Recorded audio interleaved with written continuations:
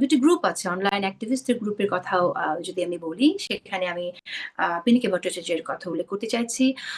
তিনি বলেছেন যে এটা আসলে সেনাপ্রধান ইন্ডিয়ার একটি পরিকল্পনা বা এজেন্ডা বাস্তবায়ন করতে চলেছেন।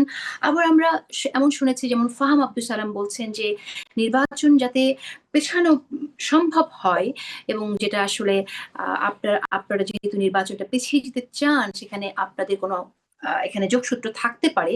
উনি বলেছেন, ফাহাম আব্দুল সালাম বলেছেন যে ওয়াকরুজ্জামানকে সরিয়ে যদি জেনারেল ফায়েজকে রাখা যায় তাহলে সেটা অনেকের জন্য সুবিধা হয়, কারণ জেনারেল ফায়েজ তার মতে তিনি জামাতপন্থী বা হেফাজতপন্থী বলে অনেকে মনে করেন। আপনি কি এই পরিকল্পনার, এটা যে একটা পরিকল্পনার ফ্রেমিং এ ফেলা হচ্ছে, এই জায়গায় আপনার বক্তব্য কি? ধন্যবাদ। দুটি কথা বলি। একটি হলো যে আসলে যারা ফেসবুকে এই ধরনের লেখালেখি করেন বিভিন্ন গোপন তথ্যের ভিত্তিতে, বিভিন্ন ধরনের ক্লাসিফাইড ডকুমেন্টস এর ভিত্তিতে, আমি আসলে মনে করি যে আমাদের বৃহত্তর রাজনৈতিক এখন হচ্ছে সেটা সেটা আমাদের জন্য দুর্ভাগ্য। আমাদের বৃহত্তর রাজনৈতিক আলোচনায় আমার মনে হয় যে এই এলিমেন্টস গুলিকে, হ্যাঁ ডেফিনেটলি আমরা গতিবিধি বোঝার জন্য বা কে কিভাবে ভাবছে সেটি বোঝার জন্য আমরা এগুলি ফলো করতে পারি, কিন্তু আমাদের বৃহত্তর রাজনৈতিক আলোচনায় এই এলিমেন্টস গুলিকে আমাদের সেকেন্ডারি এলিমেন্টস হিসেবে বিবেচনা করা উচিত উচিত বলে আমি মনে করি অন্তত। কারণ এই যে ক্লাসিফাইড ডকুমেন্টস কিংবা গোপন তথ্যের ভিত্তিতে লেখালেখি, গোপন তথ্যের ভিত্তিতে কোনো পূর্বাভাস, কে ভারতের গোয়েন্দা, কে ভারতের হয়ে কাজ করছে, কে আমেরিকার হয়ে কাজ করছে, এগুলি আসলে এগুলি তো আমরা চোখে দেখতে পাচ্ছি না, কেউ আমাদের হাতে তো কোনো ডকুমেন্টস নাই। তাহলে একজন বললেন আর তার ভিত্তিতে কথাটা আমরা মানে কিভাবে বিশ্বাস করব? তো এটা এটা দুইজনের ব্যাপারেই, যেই দুইজনের নাম আপনি বললেন আমি বলবো দুইজনের ব্যাপারেই এটি সত্য। পিনাকি ভট্টাচার্য যেই ওনার যে অবস্থান যে জেনারেল ওয়াকারুজ্জামান ভারতের এজেন্ট এবং তাকে সরানো উচিত, আমি আপনাকে একটু বলি।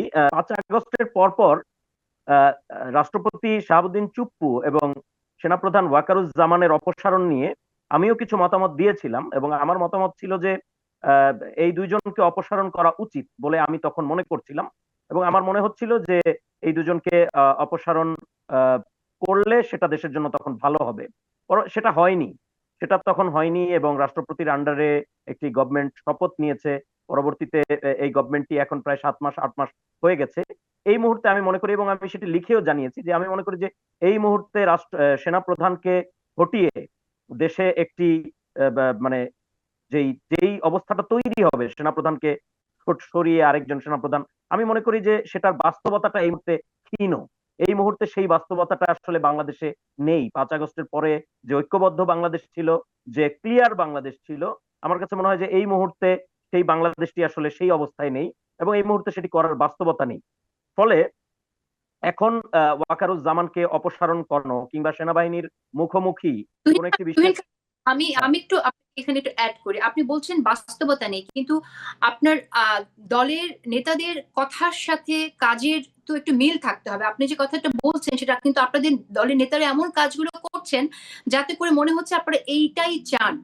সেই বিষয়টা কেন জনমনে প্রতীয়মান হচ্ছে একটু বলেন না, আমাকে। আমাদের দলের নেতারা, আপনি যদি হাসনাতের স্ট্যাটাসকে ইয়ে করেন, এখানে যদি হাসনাতের স্ট্যাটাসকে ইঙ্গিত করেন, তাহলে আমি বলবো যে এই ব্যাপারে আমাদের যে আলোচনা সেটা আমরা কিন্তু করেছি। এটা আমাদের কোনো দলীয় ডিসিশন না, এটা কোনো দলীয় সিদ্ধান্ত না, এবং দলীয় কোনো কার্যক্রম না। যদি এটা আমাদের দলীয় কার্যক্রম হতো তাহলে পরের দিন আমাদের কর্মসূচি হতো সেনাপ্রধান হটাও কর্মসূচি।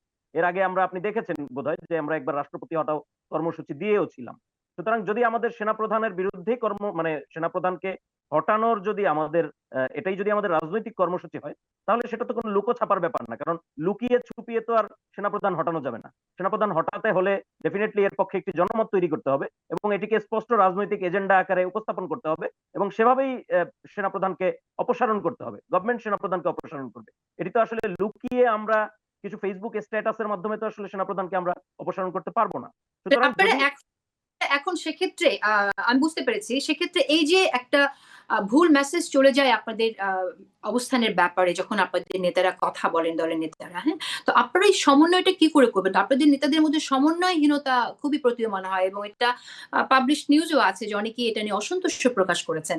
তো এইটা সমন্বয় আপনারা কি করে আনবেন? আপনাদের নতুন কোনো প্ল্যান আছে কিভাবে আপনারা কাজ করবেন আসলে? না, এটি একটি সমন্বয় হতে হবে। আপনি জানেন তো এই দলটি অত্যন্ত নতুন একটি দল। মাত্র ১ মাসও হয় নাই এটি গঠিত হয়েছে।